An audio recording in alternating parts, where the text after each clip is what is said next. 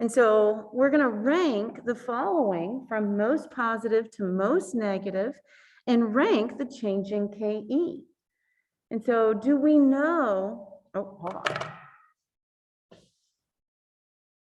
Do we know the final minus initial? Well, if you get a preview of questions B and C, we don't know the final kinetic energy. We don't know the final velocities. And so we got to figure out a way to do this first ranking without. And so what else is the change in kinetic energy equal to? Don't say final minus initial kinetic energy. What's the other equation?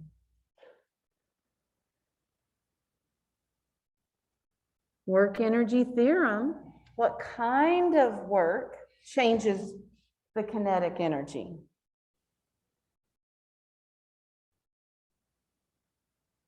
Well, not force, what kind of work?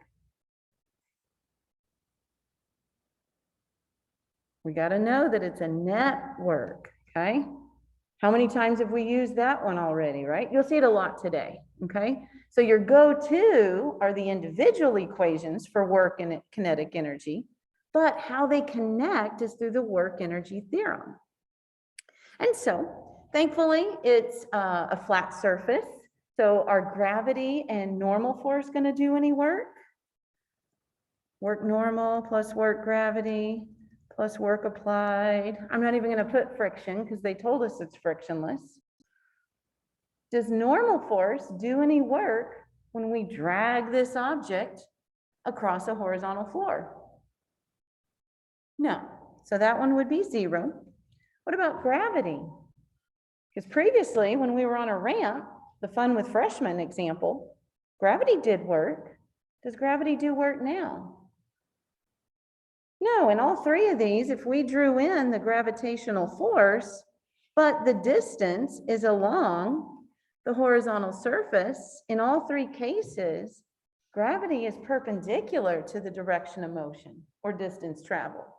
And so gravity does no work. What about the applied force? Yeah, actually in all three cases, because 1 and 3 have horizontal forces. 2 is not a horizontal force, but doesn't it have a component?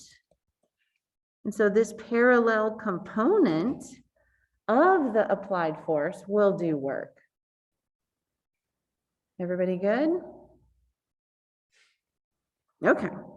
And so also, before we go further, so the angle there, we'll end up making up a number. I said we're going to verify or justify our rankings for B and C with numbers.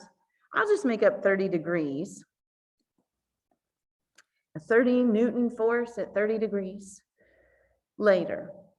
And that's okay, there's only one at an angle. Okay, if there were 2 at an angle, I need to either more details. Chances are those angles would probably be given to you. Now, another note, did you catch it? Who's moving what direction? They all travel the same distance.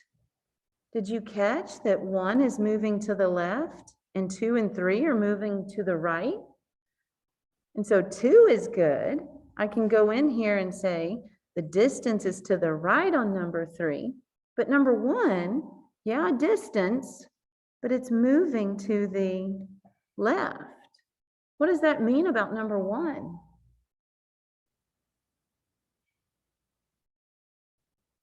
If you're moving the opposite direction, you're getting pulled. If F and D are separated by 180 degrees, what kind of work is number 1 having?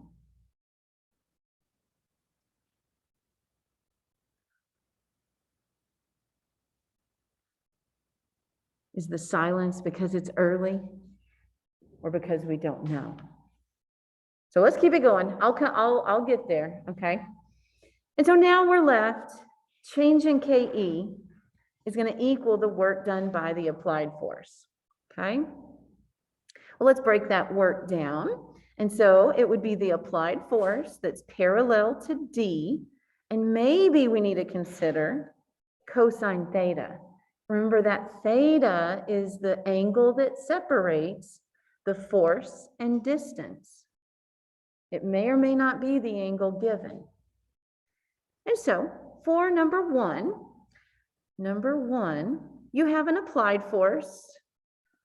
It's all in the parallel direction to the right.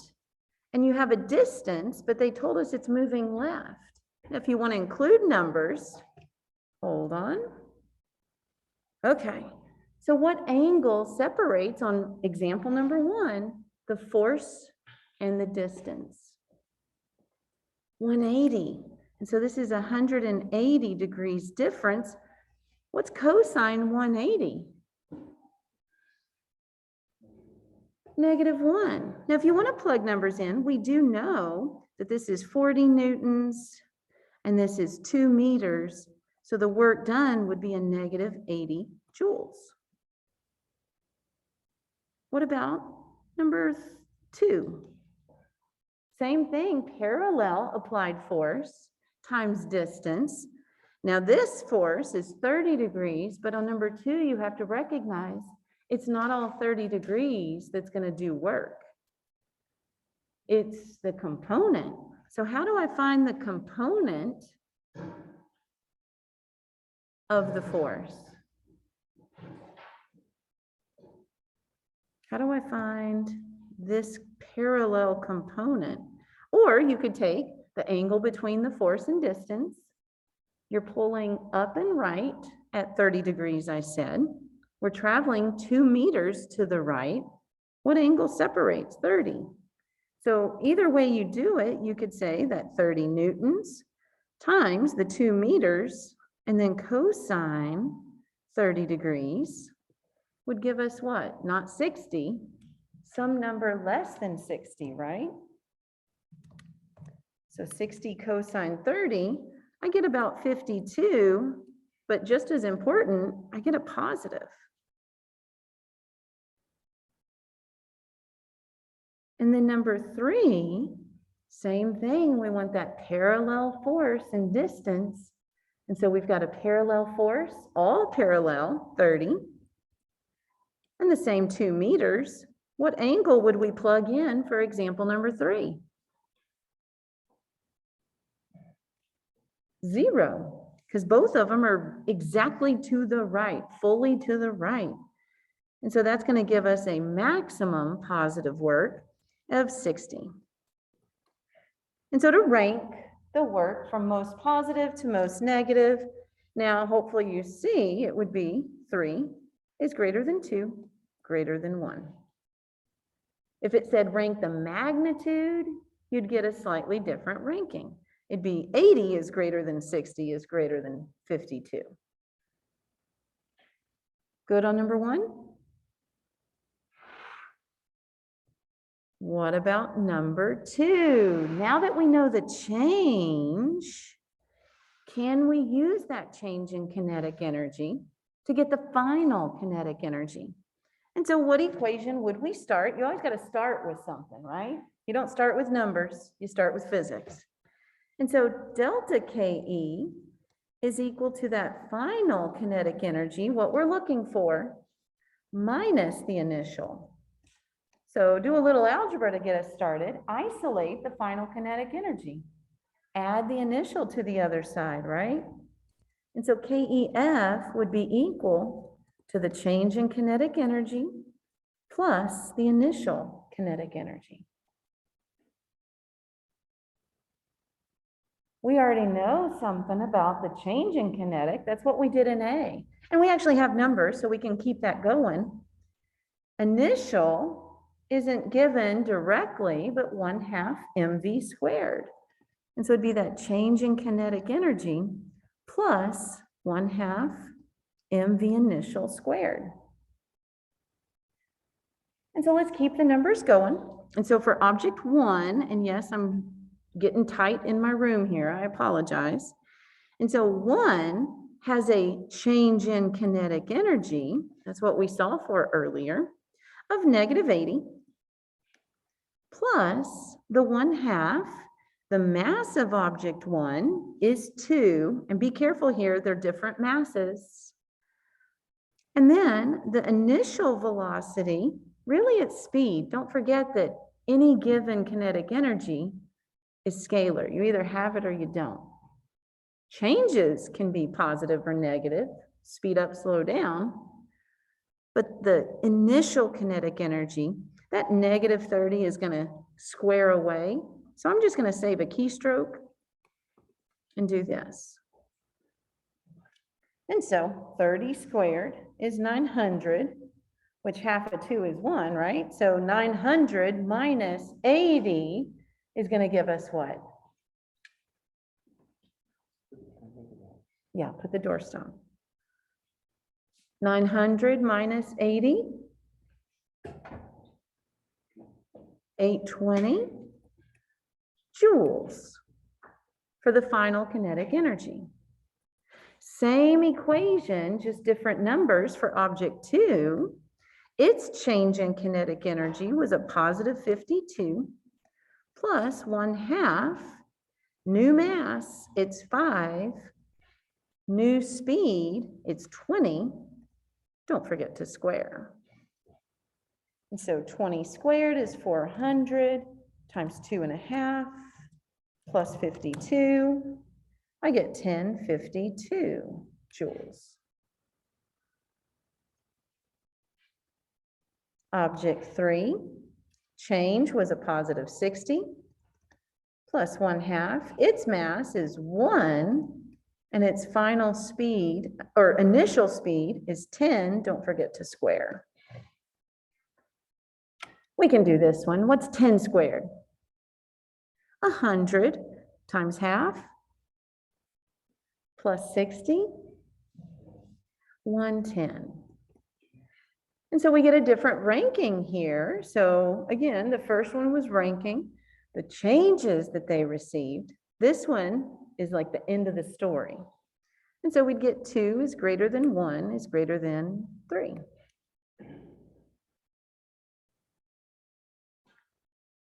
And then number 3, hopefully, isn't too bad. Now that we know the final kinetic energy, how do we find the final speed? It's 1/2 mv squared again. And so I'm just going to keep this one going. I'm running out of room over there. And so for VF, we would use our final kinetic energies equal to 1/2 m times the final speed squared. We left number 2 with our final kinetic energies, and so we'll just rinse and repeat. So 820 equals half of the mass. 2 would be the 1052, half of the 5, and 3 would be 110 equals half of the 1.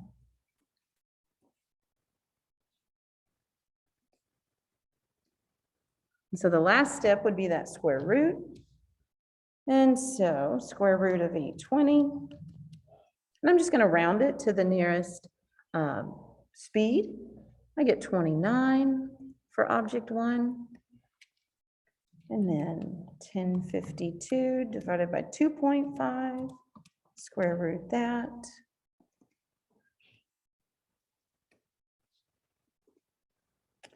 And then square root of 220, 15. And so the final ranking for final speed, we got 1 is greater than 2 is greater than 3. Good deal. So walking away from number 4, or this problem, it's not really the final answer. It's not really the givens. It's how do you take the given? What physics do we apply to get that final answer? So work energy theorem, how to find work, who does it, what sign is it, how do you put it all together? Good? Okay, did we finish the freshman on the ski slope? I feel like that's the one I had left for y'all, and I said, here's the answers to check. Okay, so if you didn't get that one finished, if you didn't get these answers, make it part of your independent practice. The keys on Canvas, you can check, okay? And these are just about. I know that depending if you use 9.8 or 10, depending on where you rounded, like A, I think some people were getting 4.55. That's just going to change the answers a little bit. So these are ballparks, okay? Okay, let's go to page 5. We're going to do some proportion variance. And so forget the numbers, push the calculator away. We're just going to do the proportions. And so 3 and 4 on this page both have proportions. Let's do number 4 together. So you can save 3, independent practice. And so 4 in the middle says a crate of mass M, no numbers, variables. It's given an initial velocity of v. It's allowed to slide across a rough, so now we have friction, horizontal floor, still no ramp, until it comes to a rest. So coming to a rest tells us what? It stops and final speed would be 0. And if the final speed is 0, what's the final kinetic energy? 0 as well. For each of the following modified scenarios, because we're going to have changes made, explain what would happen to the crate's stopping distance. Now, that's not a unique variable. It's not a unique equation. We're just solving for the distance it takes to stop. Now, true story, you can go through kinematics and forces to get this answer, but I'm going to use the new work energy theorem to connect. And so to get a preview, we're going to double mass, everything remains the same. We're going to double the initial velocity, everything else remains the same. And then C, we'll double the mass and the coefficient of friction and go back to the original velocity. So I need a working equation that involves all these variables. Nothing says force, nothing says work, nothing says energy. So we got to break all those down into the simplest terms. Let's get a picture of what's going on. Horizontal floor, here's our object. Let's say it's moving to the right. So it has a distance traveled to the right. That's what we're looking for. And I just picked right. They didn't tell me, I just picked a direction, forward right. What forces are acting on this block? Force diagram, always a good place to start. Gravity and normal, so gravity down. Normal goes up. How big do I draw it? Here, it would be the same as gravity. Why? Because it wasn't that case on a ramp. Why is it true on this one?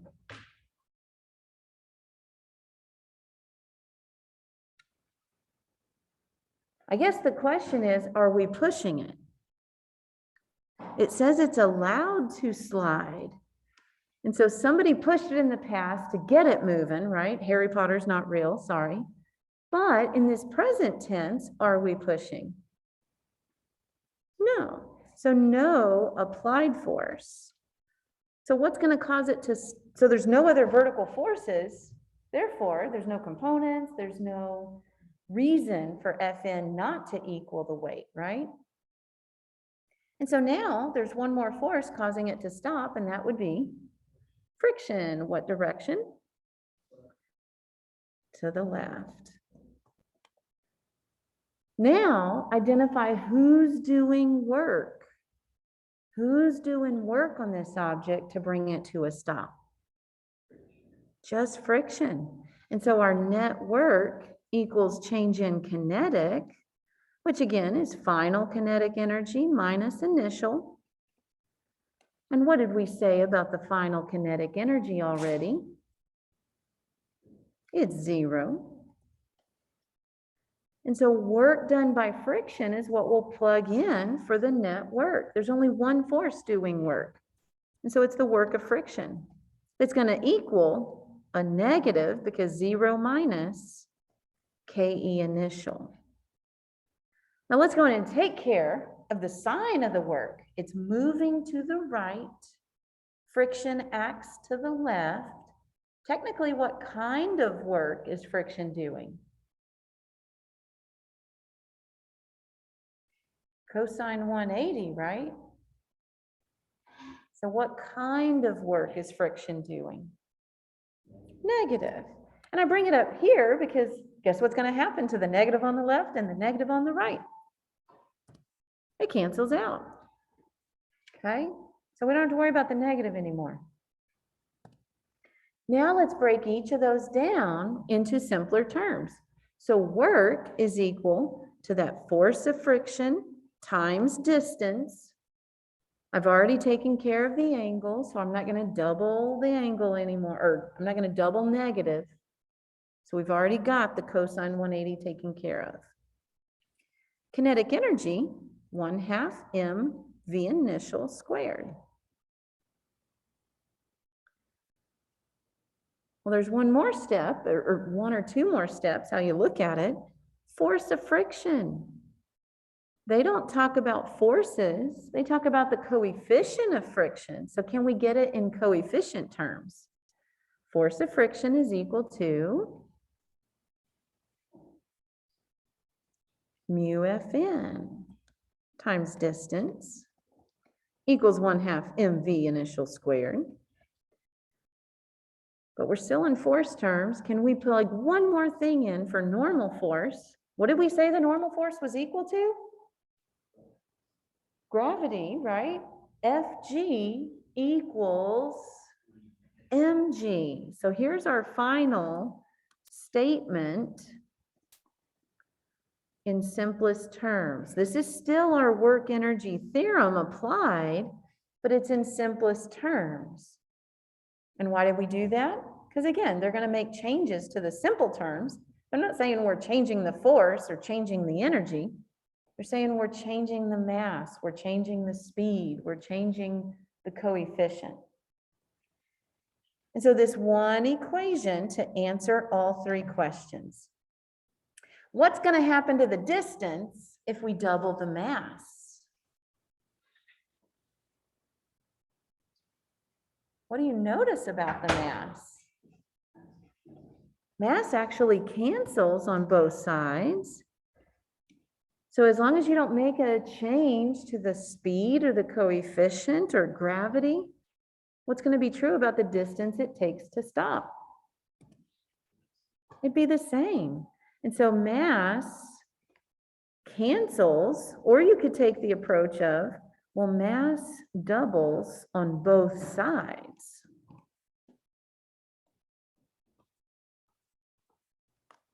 And then you can say it cancels. So the distance is the same. Or you could say it no change. There's no change to the distance. What about question 2? Now reset your brain. We're back to original mass, even though we know it cancels. Now, what if we double the initial velocity? How does that change, if any, the distance? So now, look at what relationship, this is another way to approach it. D and VI have what kind of relationship? Direct or indirect? It's a direct relationship. So D and VI have a direct relationship. Now be careful here. Does that mean if you double the speed, you double the distance? It actually doesn't directly relate to V. It directly relates to V squared. So I added a purple square to that velocity. And so if you double the initial velocity, you got to square that double. What kind of distance are we going to get? 4 times. So we get 4 times the distance.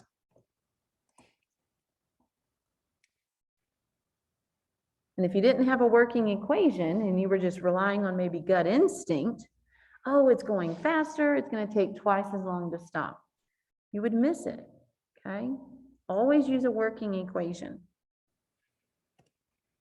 All right, reset your brain back to the original velocity. Now the changes, We're going to double the mass, but we already learned what's going to happen because of that. Nothing, so don't even worry about that one, right? Mass cancels. It's going to have no effect on the distance. But now we are also doubling the coefficient of friction. How does that affect the distance?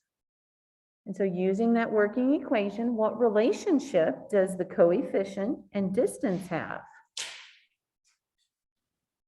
Direct or indirect? If you notice, previously, D and VI were on opposite sides of that equality, right? So if the left side goes up, well, the right side's got to go up as well. Here, mu and D are on the same side. What's true about VI? Well, it's going to remain the same. So it's got to equal the same number. So if I have a higher coefficient, what does that mean about my distance traveled? It's going to be less. And so when you have an increase, decrease, what kind of relationship is that? Inverse or indirect, either way. Okay, it's an inverse relationship.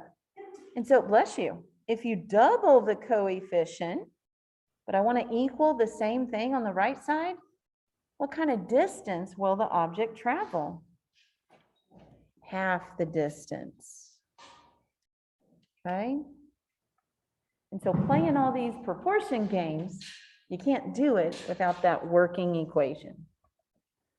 Good deal? Okay. The next one we're going to do is actually the one below, roller coaster.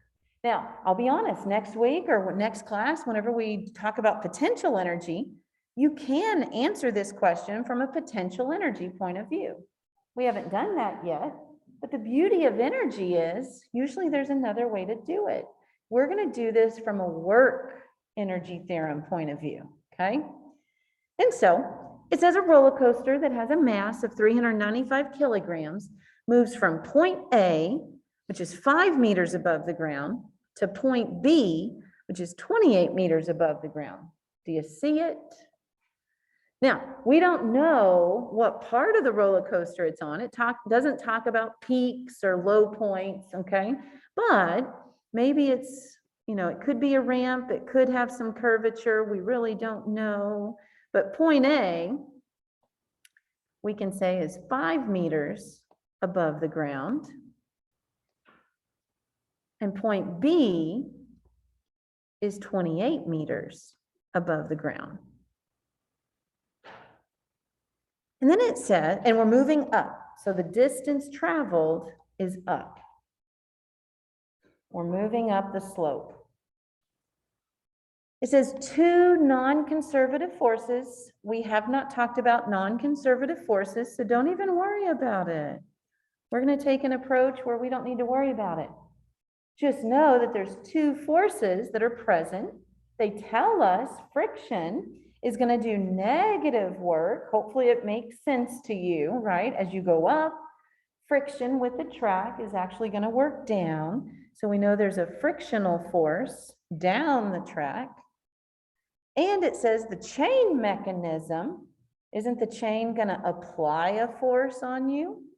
It's doing positive work. So as you go up, maybe you hear the click, click, click. There's an applied force going up the track. Now they give us the works, not the forces. They give us joules, not newtons, just FYI. And the question says, what's the change in kinetic energy? And they tell us, hey, remember that's final minus initial. But are we going to be able to do final minus initial? Do we know speeds? No. So just cross that part out. There's another way to get change in kinetic energy. What did we do just previous? What is change in energy equal to? It's some kind of work. What kind of work? Net work. Well, they gave us two works. They said there's a positive work applied, and then whether you add a negative or subtract, either way, okay, Then they told us there's a negative work of friction. Now I've already done the negative, don't double negative later, okay? Well, there's one more force not mentioned, but who else is doing work on this roller coaster when it goes up the slope? Gravity. As it goes up, gravity's pulling it down, and so gravity is going to do what kind of work? Negative. And so they told us part of the story, not all the story. We had to really evaluate to know to add in that work of gravity. Everybody good? And so they said, what is the change? So I'm going to keep delta KE. The work applied and friction, they gave us those numbers, so I'm just plugging in. And so it would be that, if I go in order, 3 times 10 to the 4th joules minus, now don't double negative, minus 2 times 10 to the 4th. And then what can we plug in for the work of gravity? Well, it's a force of gravity that's parallel to a distance. Good there? Okay. And so we can consolidate or simplify the two numbers that we have. Hopefully, y'all know if they have the same power 10, you can just say 3 minus 2, right? And so we get 1 times 10 to the 4th. Now here's where we need to do a little evaluation. So this is ramp E. Now true roller coasters have curvature, right? So they don't have a constant angle, but it's ramp E. Did they give us the angle so we can find the components? No, they didn't give us the angle. So here's an alternate. So this is kind of new. Are you ready? So traditionally, what we've done is say, well, I need that component of FG parallel. Remember, that's mg sine theta times the distance it actually travels on the ramp. Did they give us that distance? No, they gave us vertical positions. And if we look at the picture, we can get a vertical distance or a height change of what? How high up do they travel? 23. Well, D and H are not the same thing, but you know, if there was an angle given, can't we say that H would be equal to D times sine theta? Solve for D, what do we get? H over sine theta. And so notice, if I'm going to find that work of gravity, I'm using a parallel component and the actual distance traveled. I'll be multiplying these. Hey, what happens to sine theta? It's going to cancel out. So why didn't they give us the angle? Technically, you don't need it. And so notice what it's equivalent to. It's equal to a vertical mg times a vertical distance. And so here's the truth about the gravitational force doing work. I can either use the two angled force and distance like we had previously, or you can use the two vertical versions. Whether you go straight up or straight down, okay? I can, as those are parallel, right? And so these are equivalent. Okay, these are equivalent. I'm going to put my H a little lower. So they gave us vertical position so we can find height. They gave us mass so we can find the weight. And so we do have enough. These are still parallel. Either way, you get negative, right? And so I can come in here and say minus mg times height. And so keep the numbers going. 1 times 10 to the 4th minus the 395 times 10 times, we already found the height change to be 23. And I get 90,850 for the work done by gravity. And we can subtract that from the 10,000 number. And I get a final answer of negative 80,850 joules. Big number, that's okay. It's actually quite normal in the energy unit. Newtons can be big, and then you multiply by a distance. Here, 23 meter sticks, that's a pretty high hill, right? I think this room, when I used the motion detector one time, I think it's like 17. So 23 is even more, right? So it may not be the highest Titan, but it's a pretty high distance. Now, what does that negative tell us? What does the negative tell us?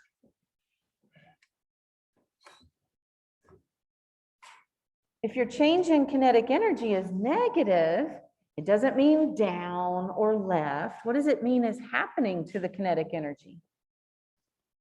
Say again. It doesn't mean direction. Remember, energy is scalar. If change in kinetic energy is a final minus initial, how do you get a negative sum? Who's got to be bigger? Initial has to be bigger than your final kinetic energy. Initial velocity or speed is bigger than your final. What's this roller coaster doing as it goes up the track? It's slowing down. Doesn't that make sense? Typically, you slow down as you go up a track, and then when you go down a track, you speed up. It agrees with the things we've done in the past, kinematics and forces, right? Okay, so an alternate way of finding work of gravity, right? Hopefully that made sense. Since they didn't give us an angle, we had to find another way. All right, let's move on to page 6, I believe. Page 6, let's jump into the pool. Maybe it's a heated pool, right? Kind of chilly today. So at the top of page 6, John cannonballs into a pool from a diving board that's 4 meters above the surface of the water. I don't know if you see a picture yet. After traveling 1.5 meters below the surface, he is still moving downward at 3 meters per second. And then they tell us the mass and initial velocity is 0. And so if you want a picture, we're going to cannonball, but since initial velocity is 0, we're not going to dive up or dive down. We're just going to step off to cannonball. So initial velocity, 0. What does that mean about my initial kinetic energy? 0 as well. And again, you can solve this problem with forces and kinematics. I'm taking the work energy approach, okay? And so we're going to jump off, hit the water below. We know that it's 4 meters to the water. But then they tell us that at some point in the water, you're going 3 meters per second. And at that point, it's 1.5 meters below the surface of the water. Everybody good? And that's all we care about right now, okay? Now, one thing we don't know, do we know the velocity that we enter the water at? No, you could find it, but what's going to happen to you once you hit the water? You're going to start slowing down. So we know it's some number bigger than 3.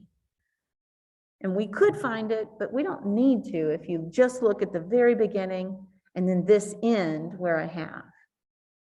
And so how much work was done on John by gravity from start to this 1.5 under the water? Okay, because technically it depends on the distance. So what distance are we going to use? The 2 places they've identified. And so work done by gravity is the force of gravity that's parallel to the distance. And so a little bit of forces the whole time, whether you're in the air or in the water. I'm going to draw 2 force diagrams. What's true about the gravitational force? It's down. What direction is John going when he's in the air and even when he's underwater? Down. So the distance traveled is down. So gravity is going to do positive work. And so mg, they gave us the mass, they didn't give us the weight, right? They didn't give us the newtons, they gave us kilograms. So we got to find the force and then times that distance. Now, true story, it's a vertical height. Whether you call it h or distance here, doesn't matter. Previous, I used h so that we didn't have two d's, right? It's still a distance. And so 75 times gravity. What distance are we going to plug in? 4? 1.5?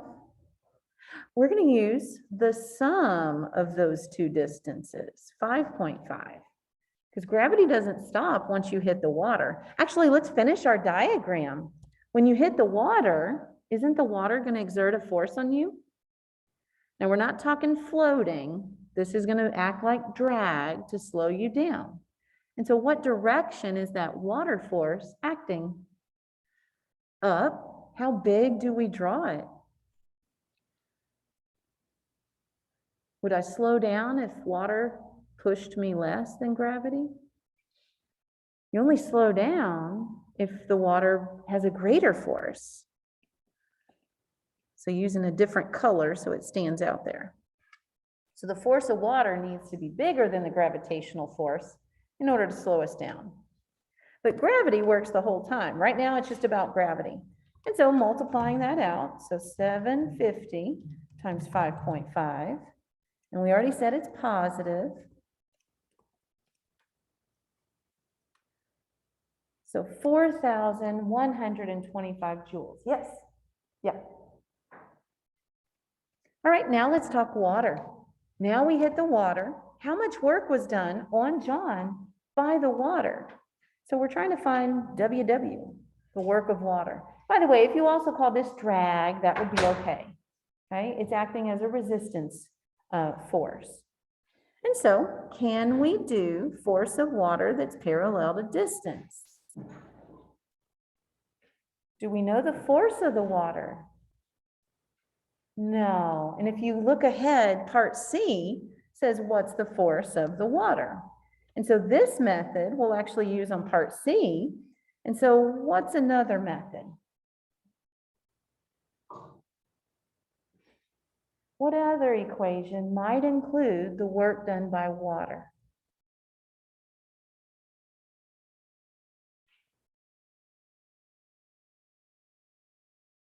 Don't forget the theorem, net work equals a change in kinetic energy. We know some speeds, right? You jump off at 0, and then at that midpoint in the water, it says 3 meters per second. So we know some speeds and mass. We can calculate kinetic energy. Net work, who's doing work on John? Well, gravity, we said, is doing positive work. What about the work of the water? Do we know, or do we need to solve for the sign? As you go down, water pushes up. Water is going to be doing negative. So whether you put that in now or you just say plus work of water, and I'll solve for it and let me know, don't double negative, right? Equals. And so we have that final minus initial kinetic energy. I'm running out of room, so I'm going to 1/2 mv squared, both of them. Minus.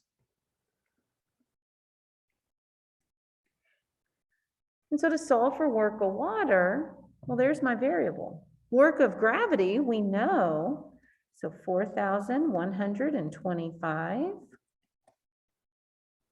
Now, if you want to factor out the 1/2 m like we did last time, that's fine, you can, or keep it.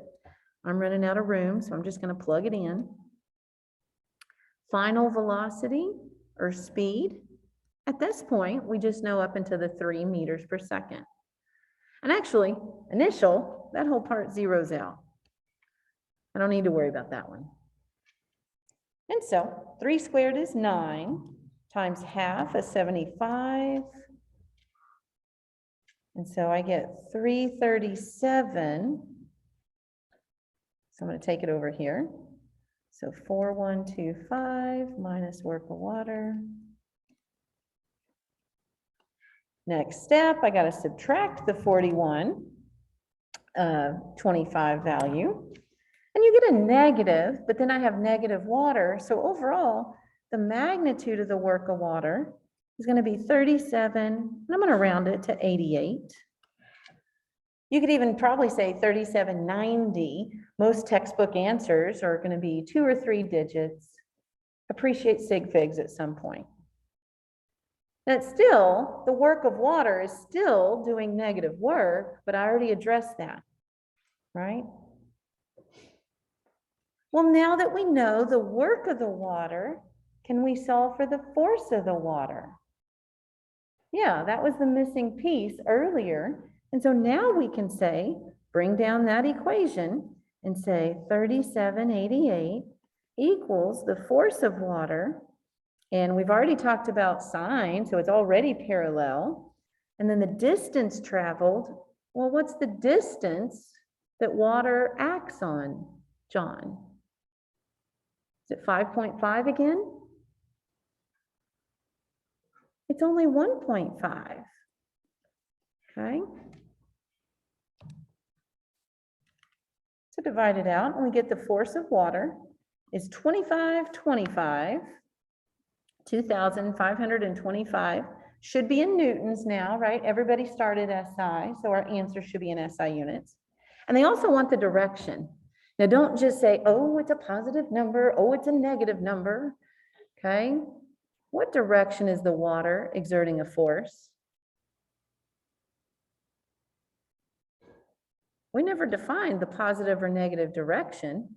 Technically, we were basically going forward, down is positive. But here, this is the magnitude of the force.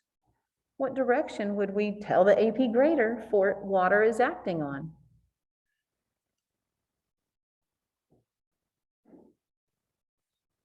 Well, positive, negative can be different on how you define. But look at our force diagram. What direction did we draw the arrow? Up. That's it. Whether I say it's positive or you say it's negative direction could vary, but we should all agree that it's up. Everybody good? Now I'm going to change color. We don't just end the story here. Eventually, isn't the water going to bring the diver to rest? Assuming all the forces on him are constant or stay the same in the water. So by the way, that right there is a simplification. True story, depending on your speed, depending on your depth, the force of the water on the person can vary. But here, to keep it nice, we'll say it stays the same. How far will he travel below the surface of the pool before coming to a rest? And so if we just focus on the water, what do we know? We know that he's already traveled 1.5, but isn't there this additional distance to come to a stop? And the only other speed we know is at that kind of midway point, not exactly halfway necessarily, but it's in between. And I'm going to use that one. I'm going to pick up where we left off because here's why. Do we know the velocity when you enter the water? No. Now the answer they want, how far below the surface of the pool? They want this collective distance. So our answer is going to be whatever distance we solve for that he additionally travels, I got to add back in that 1.5. So that's going to be our final answer. Okay, so let's do that 1.5 below to the other position to find that last little distance. Well, once again, we're still going to have net work is going to change that kinetic energy.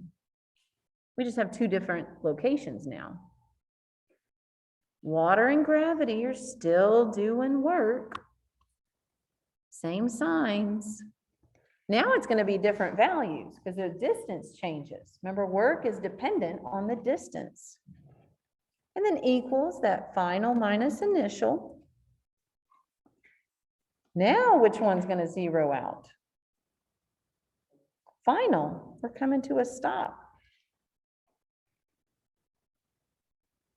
And so work at gravity, force at gravity times distance, and it's that little distance that we're trying to solve for, minus the force of water, which they said was going to stay the same, times distance, equals a minus 1/2 mv initial squared. And so that distance, it's in two places in that equation. Can we factor it out and just have it for one?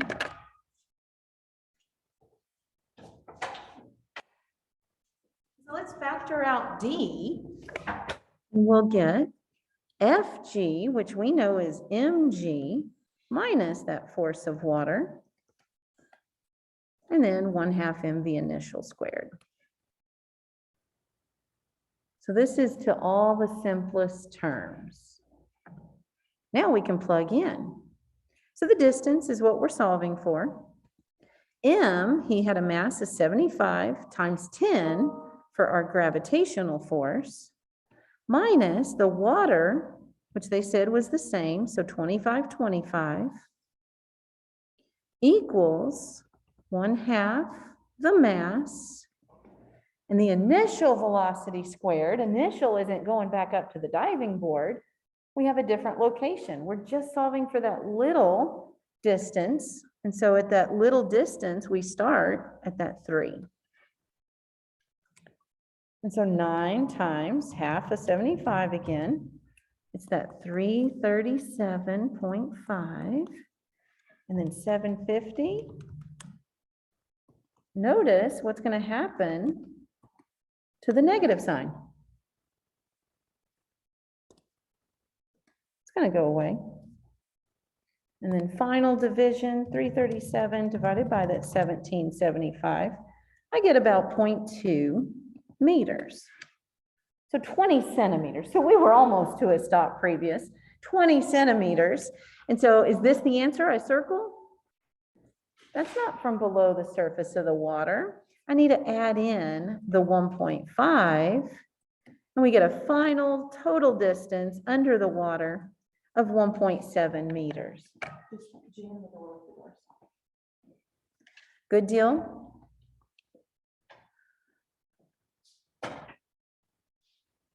Okay.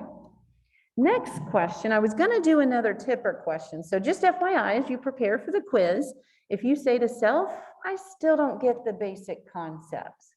That's what the tipper page is. And tipper is not actually a name. It stands for something. I forget. And so these hit on those concepts. Okay. So if you're still struggling with ramps, page 8 has a couple of ramp problems. Graphs, page 9. We got some crashes or something on page 10. And so these are good for concepts. Okay. If we had more time, we'd do more of them. Let's go do some practice with power on page 14. And so just to recap, what is power? Well, we defined it as the rate at which energy changes. And remember, rate is that energy over time. Or you can define it as the work at which, or the rate at which work is done on an object. And again, using that substitution of the work energy theorem, you can see work does equal a change in energy. But let's do one more thing with it. Here's the fun part, or I think it's fun. We have a working equation for work. Work is a force times distance, yes? We can plug in a force times distance. Well, let's think back to September. Have we ever seen distance divided by time? What is distance divided by time equal to? A speed, a velocity, right? So we can say power is equal to a force times speed or velocity. Now be careful, we're going to see it both ways today. It could be a motor that has a constant velocity, but what if it's not constant? Let's get technical for a second. When I take a distance traveled divided by the time, it doesn't equal a constant velocity or an initial velocity or a final velocity. In August, what did we define as distance over time? Average velocity. Now, if it's a constant velocity situation, which we'll see one that is, then it's fine. Constant, average, same. But if you have a changing velocity, then it's an average velocity if you use that equation. Good deal? Okay, so I just wanted to do that one more little thing with power. And so we'll do a couple of these. Let's take a look at the top two. So 14 and 15. And so 14 says, how long will it take? What are we solving for here? Time. How long will it take a 1750W motor? Are they giving us the weight, the work, or what? What is this?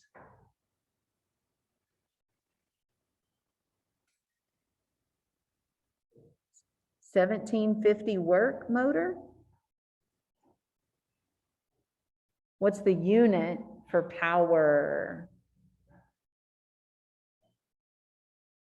This is watts. So the unit for power is watts. So it's not a 1750 weight. It's not a 1750 work. It's a 1750 watt. Remember, units come after a number. And so this W is a unit. Beware the W. Look at context. And so this is the power of the motor. Okay? And we're going to use it to lift a 315 kilogram piano. So that's mass. Hopefully we're familiar with mass by now. Okay, if they said it was 315 newtons, that would be the weight of the piano. And we're moving it from some low point, they don't tell us, but to the 6th-story window, which is 16 meters above wherever they start. So if you want to picture, we start at a low point. We can call that 0 meters. And we're going to end at a final point, 16 meters above. And it's going to lift it. So the in between, so those are just positions. But the force diagram, well, we've got weight, and they're lifting it. They're lifting it upwards. So the motor, whether there's a cable attached or some kind of arm, it's going to have an upward force on the piano, yes? How big do I draw it? Did they say from rest to a stop or anything about the speed? No. So what's a safe assumption? Constant. And so we'll assume it's a constant speed, because they'd have to give you one or the other if it was any different. And so if it's a constant speed, how big should we draw the lift force? Y'all remember Newton's first law? Equilibrium. And you have constant speed, 0 acceleration, 0 net force. So my up force has to balance or equal the weight. Everybody good? Okay. And so it's moving up. And so the motor, the lift, is going to do a positive work. Gravity is going to do a negative work. But tell me about these two works. What is the net work on the piano?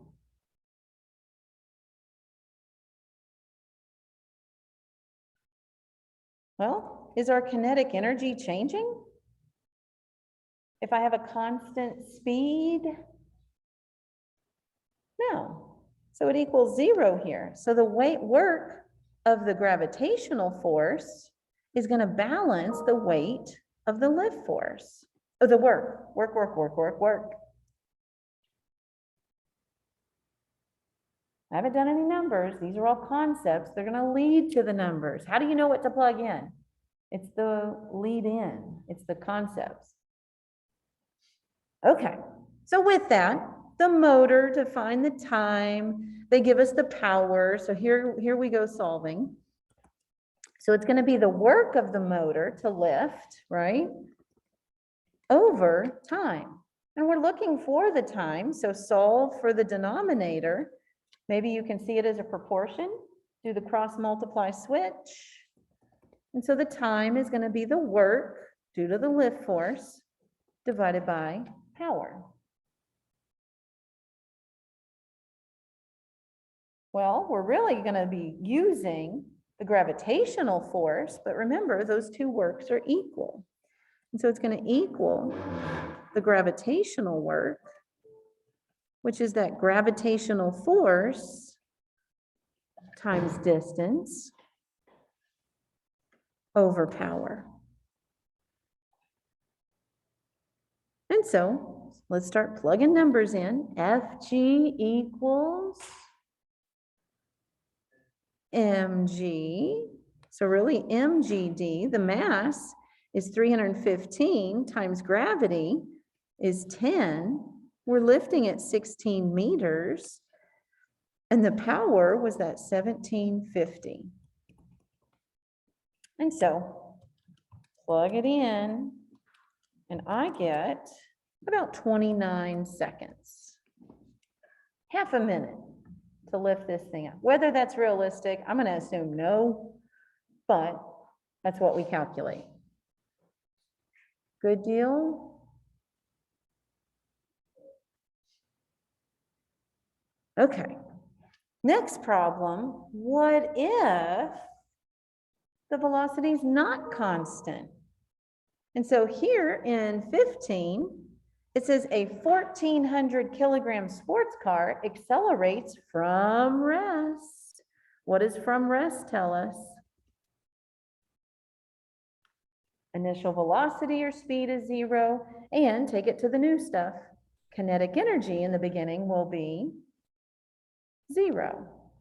So it goes from rest to 95, and here's where we got to edit. I don't know why Word lost the division sign, but it should say 95 kilometers per hour. I know we dealt with kilometer hour last time as a unit for energy, so it was multiplied.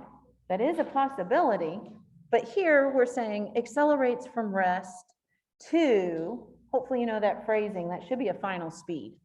And so final speed, 95 kilometers per hour. Wait, do we like kilometers per hour?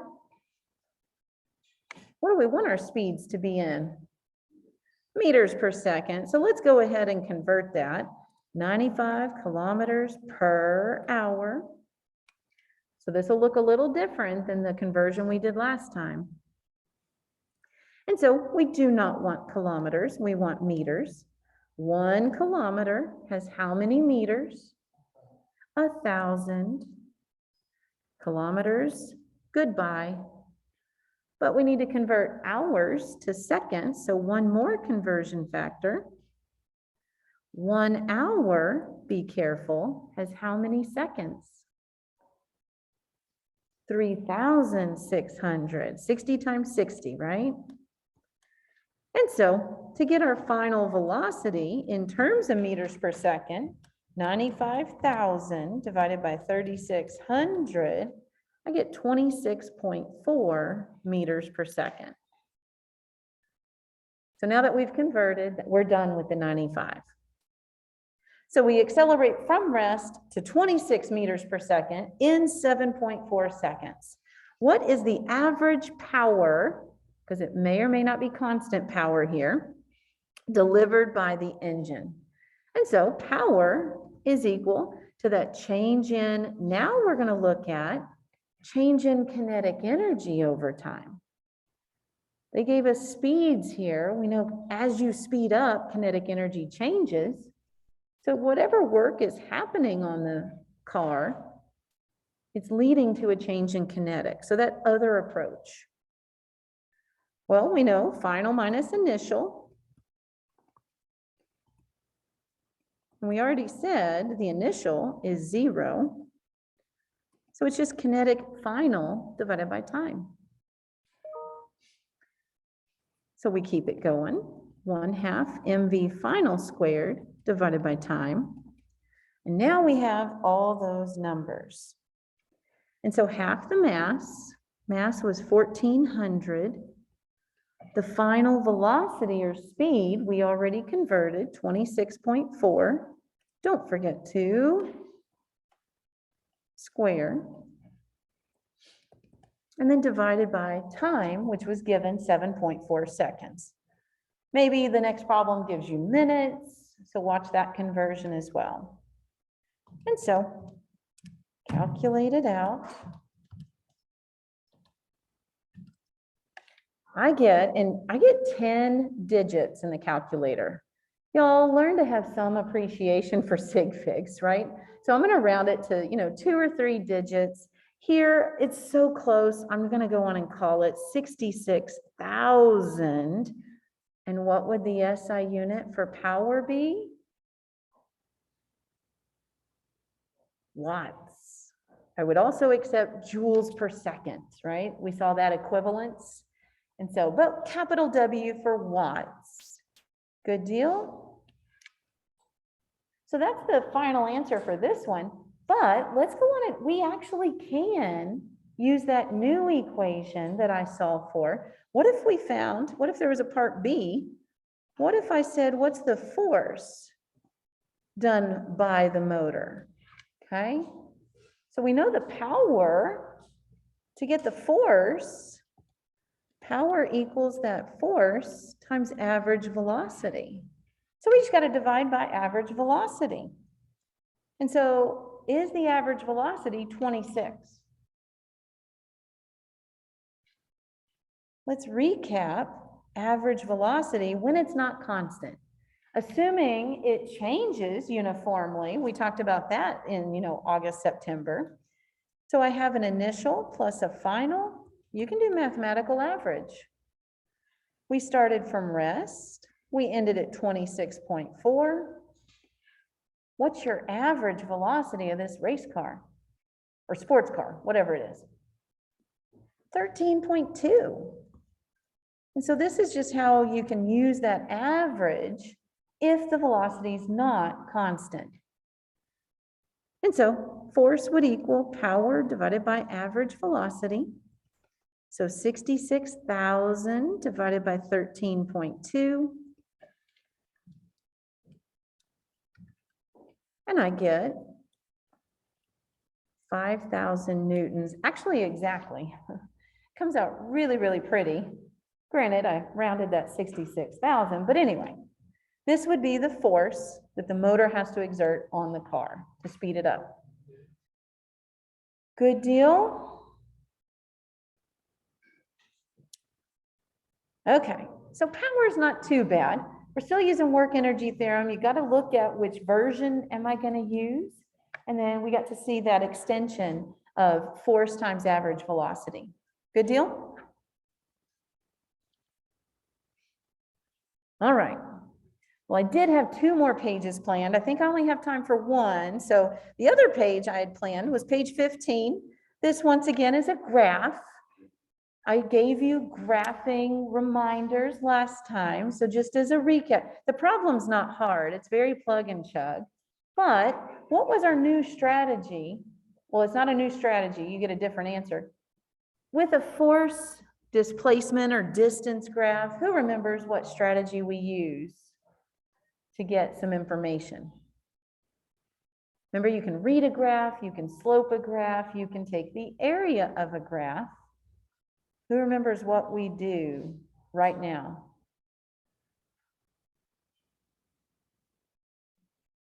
We said area would be some kind of force times some kind of distance, whether you say X or what, but it would be a Newton times a meter.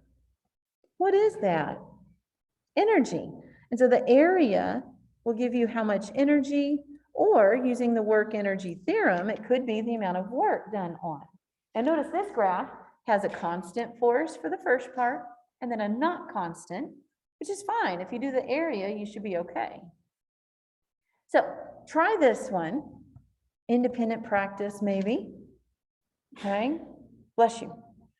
What we're going to end with is actually on page 17, Bob and Amy. So we actually used to have this one on our quiz, but it was very commonly missed. Now today, you're going to be like, how did they miss that? It's so easy. But teacher's here to guide you, right? And if we had more time, I'd say, y'all try it. See what you can get, okay? But a lot of students, I think, misread or didn't read close enough for detail. They made bad assumptions here. And I'm going to point them out as we go. And so it says, at a Black Friday sale after Thanksgiving, Bob grabs the last big screen TV. So we got drama going on, huh? But Bob's going to pull to the right at some angle shown. Now they don't show the angle, but you see the tilt of the arrow, right? And so if this is the force of Bob, there's some angle here, right? Usually when you pull an object on the floor, the angle is with the floor. And also note, so I think some students didn't see this. So what does this mean? The forces shown are not drawn to scale. Y'all, AP uses that lingo all the time. What does it mean? It means just because the arrows look the same doesn't mean they are the same. And so question B says, rank their forces. A lot of students said they're equal. Maybe they looked at the picture and said, oh, they look equal, but looks can be deceiving. They're not drawn to scale, okay? So Amy, envious of Bob, grabs the other end and pulls left. And we see that in the picture, there's no angle for Amy whatsoever. And so Amy's force is to the left. Both continue pulling with constant forces. Let's talk about that. And so what does this pulling with constant force mean? Does that mean they're equal? No, it does not indicate that they are equal forces. What it means is, in the beginning, Bob pulls with, I'm going to make it up, 100 newtons. So many seconds later, Bob is still pulling with 100 newtons. It just means that they're not going to vary their own force. They're robots, okay? That's what it means. So be careful how you read that constant force. Constant within themselves, but not equal to each other. After the TV has slid to the right a particular distance, D, it's now moving slower. So rank for me the initial velocity and final velocity. If you're slowing down, which one's bigger? Initial. Tell me about the kinetic energy. Kinetic initial would be more or greater than the final. That's what that moving slower means in terms of energy and work. But it says we're still moving to the right. So the whole time both are pulling, the distance traveled is to the right. So wherever you want to put that, distance to the right always. It never slows down enough to change direction. Everybody good with the setup? Do you see it in your head? And of course, we also have gravitational force and normal force, right? So if we complete the force diagram, maybe we have a gravitational down, not drawn to scale. But hopefully you remember normal force, it's going to go up. It's not a ramp. How big should normal force be? Equal to the weight, less than, greater? It should be less than the weight. Why? There's a vertical component to Bob's force, right? And so not that the TV is lifting off the ground, but he's pulling up a little bit, so the ground doesn't have to push up as much. It's that basic concept from forces in the fall. Okay, now let's start answering the question. A, during the time that both are pulling, Yeah, Bob grabbed it first, Amy grabbed it second, but they're pulling like robots during the time that both are pulling. How does the magnitude of the work done by Amy compare to the work done by Bob? So compare their works. Who's doing more work? Well, they didn't give us that information. So let's use the work energy theorem. Always a good plan A. We know something about the kinetic energies because we figured it out based on the slower. And so if I say final minus initial kinetic energy, but initial is a bigger number, what kind of change in kinetic will we get? Little number minus big number? Negative. So we're going to get a negative on the right-hand side because we already knew that the initial was bigger. And so that means we're going to get a negative net work. Well, who's doing work? Oh, did it say it's frictionless? Smooth. Oh, that was the last sentence. Floor is frictionless. Okay. And so who's doing work on the TV? Is gravity as normal? No, because those are vertical forces. It's moving horizontally. And so it's Bob and Amy doing work. Well, who's doing positive work? Who's doing negative work? It's moving to the right. So Bob, pulling rightish, is doing positive work. Bob is doing positive. Amy's pulling to the left, but the TV's moving to the right. Amy's doing negative work. So how do I get a negative network? Who's doing more work? Amy. Okay, the common answer when it was on the quiz, well, it's moving to the right, so Bob must be doing more work. Incorrect, okay? B, rank their forces. Well, I've already told you twice, it's not equal. Okay, you can't base it on the picture. You can't assume that constant forces mean equal forces. So who has more force? Well, we know Amy does more work. We know Amy does more work. Well, let's break both of those down into the force. So the force of Amy times the distance, and the force of Bob times the distance. D is the same. They're pulling over the same distance. Who has a greater force? Well, at first glance, you're like, well, Amy. But go back up to Bob. Amy's pulling in the horizontal. Is Bob pulling in the horizontal? He's pulling at an angle. So the thing you can say confidently is that Amy's force is bigger than Bob's X component. But his actual force is at an angle. Do we know that angle?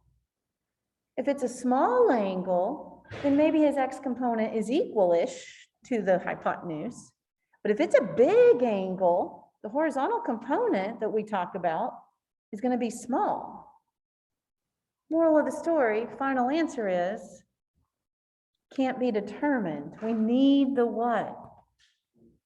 We need the angle in order to know for sure. Try the other two and then check the key. Pledge allegiance to the flag. So now to solve for C and D, they're increasing the mass of the TV, but everything else is remaining the same. And so now two questions. If the mass is bigger, but everything else is the same, what's the change in kinetic energy? Now, the key to this one is about everything else being the same. So think about up above what we looked at for change in kinetic energy. It was equal to that net work, which was equal to the net force times distance, or you could say the work done by Amy, who was negative, and the work done by Bob. And so either way you look at this, the work, the force, the distance, they're all the same. So the only thing different is the mass, but the works and the forces and the distance, those were part of the givens. And so the change in kinetic energy is going to be the same here. Now, if that's the same, but your mass is bigger, that will affect the speed or the change in speeds. And so change in kinetic energy we see is the same. That's carryover from part C. But now if you have a bigger mass, well, this change in kinetic speeds that they want us to solve for is going to have to decrease, because that would be an inverse relationship to get you the same kinetic energy. And so the bigger the mass, well, we're not going to slow it down or speed it up in the same fashion. Okay, so make sure you do some independent practice, and there's a Canvas practice quiz before the in-class quiz next class.